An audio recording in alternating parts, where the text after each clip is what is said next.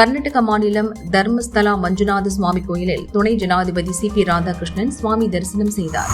லோக் பவன் அல்லது எந்த ஒரு அரசு பொது இடங்களிலும் திருவள்ளுவருக்கு காவி உடை அணிவிப்பது தவறு. வள்ளுவரை களங்கப்படுத்தாதீர்கள் என அமைச்சர் அருண்ராஜ் கண்டனம் தெரிவித்துள்ளார்.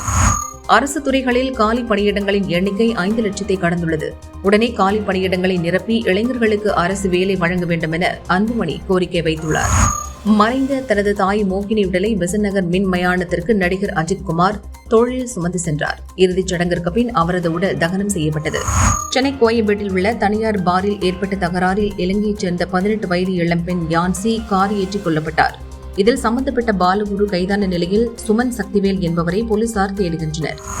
டெல்லியில் மெட்ரோ நிலையம் அருகே கட்டிடம் ஒன்று இடிந்து தரைமட்டமானதில் இடிபாடுகளில் சிக்கியிருந்தவர்களில் இதுவரை 12 பேர் மீட்கப்பட்டுள்ளனர். இருவருக்கு பலத்த காயம் ஏற்பட்டிருப்பதாக அதிகாரிகள் தெரிவித்தனர்.